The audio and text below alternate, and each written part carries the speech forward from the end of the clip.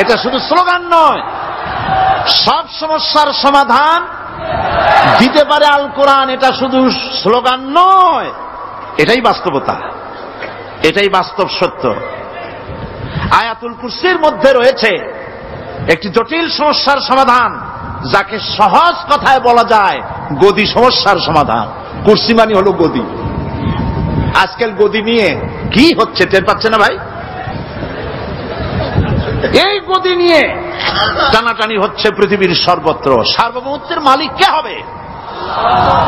এইটা তো আপনারা বলতেছেন, কিন্তু যারা কোরআন জানে না তারা বলে সার্বভৌমত্বের মালিক জনগণ। দেখেন না, ওরা বলে সকল ক্ষমতার উৎস জনগণ। কারা বলে? নেতা নেত্রীরা বলেন সকল ক্ষমতার উৎস, বল না কেন উৎস জনগণ। এই কথাটা হলো আসলে ভোটারদেরকে পাম্পট্টি দেওয়া, আপনাদেরকে ফুলাইয়া ডানলপ টায়ার বানায়। আপনারা খুব খুশি হবেন সমস্ত ক্ষমতার উৎস তাহলে আমরা। আরে বাবারা, তোমরা সকল ক্ষমতার উৎস যার পেট ভরা ময়লা, নাকের মধ্যে ছাতা, দাঁতে ছাতা, তুমি হবা সকল ক্ষমতার উৎস। আহা, ক্ষমতার ঠেলায় একটা সাপ দেখলে ভয়তে সিট হয়ে পড়ো, সাইকেলের টায়ার বাস্ট হইলে হার্ট ফেল করে। সকল ক্ষমতার উৎস, সকল ক্ষমতার উৎস জনগণ, এই কথা বলা কবিরা গুনাহ, এই কথা বিশ্বাস করা হারাম, এই কথা বিশ্বাস করা শিরক।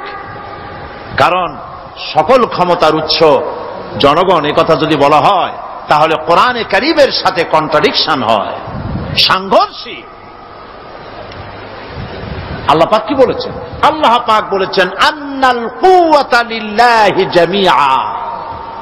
বলেন আন্নাল কুওয়াতা লিল্লাহি জামিআ। আমার আল্লাহ রাব্বুল আলামিন বলেন, জেনে রাখো নিঃসন্দেহে সকল ক্ষমতার উৎস কেবলমাত্র আল্লাহ রাব্বুল আলামিন। সকল ক্ষমতার উৎস কে? জোরে বলেন আল্লাহ, আল্লাহ, আল্লাহ। তিনি একমাত্র সকল ক্ষমতার উৎস। কোরআন আয়াতুল কুরসি আল্লাহ কোরআনে নাজিল করে সার্বভৌমত্বের মালিক কে হবে সমস্যার সমাধান করে দিলেন। রাসূল করিম সাল্লাল্লাহু আলাইহি ওয়াসাল্লাম মানুষের সার্বভৌমত্ব খতম করে মদিনায় আল্লাহর সার্বভৌমত্ব কায়েম করে তিনি একটি রাষ্ট্র কায়েম করলেন। মদিনার রাষ্ট্রের সার্বভৌমত্বের মালিক কে ছিলেন? আল্লাহ। জোরে বলেন কে ছিলেন? আল্লাহ। মানুষ তখন দেখতে পেল খোদাই সার্বভৌমত্বের ভিত্তিতে যে রাষ্ট্র গঠন হয় সেই রাষ্ট্র মানবতার জন্য কত কল্যাণকর হয়। সুবহানাল্লাহ বিহামদিহি। আয়াতুল কুরসিতে বলা হলো যে সার্বভৌমত্বের মালিক এই ক্ষমতা, এই ক্ষমতাটাকে আরবিতে বলা হয় উলুহিয়াত। এই ক্ষমতাকে সার্বভৌমত্বের ক্ষমতাটাকে আরবিতে কি বলা হয়? উলুহিয়াত। আর যার হাতে এই ক্ষমতাটা থাকে তাহলে বলে ইলাহ, তাকে কি বলা হয়? আল্লাহ রাব্বুল আলামিন আয়াতুল কুরসির শুরুতে এই কথাটাই বলে দিলেন, আল্লাহু লা ইলাহা ইল্লা হুয়াল হাইয়ুল কাইয়্যুম।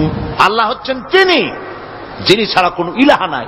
তার মানে হলো সার্বভৌমত্বের একচ্ছত্র মালিকানা কার হাতে? চিৎকার দিয়ে বলুন, আল্লাহ রাব্বুল আলামিনের হাতে। সার্বভৌমত্বের এই ক্ষমতা হস্তান্তরযোগ্য নয়। আর সার্বভৌমত্বের মালিক যিনি হবেন তার শুরু থাকবে না, শেষও থাকবে না। এই কোয়ালিটি কার মধ্যে আছে? আল্লাহ পাকের মধ্যে। আল্লাহ পাক বললেন তিনি হচ্ছেন আল হাই আল কাইয়্যুম। তিনি হাইয়্যু, তিনি কাইয়্যুম। তিনি শাশ্বত, তিনি জাগ্রত, তিনি চিরস্থায়ী, যার শুরুও নাই, যার শেষও নাই। সুবহানাল্লাহি বিহামদিহি। এই সার্বভৌমত্বের মালিকানা নিয়ে যারা বসে আছে যে কোনো মুহূর্তে তার হাত থেকে ক্ষমতা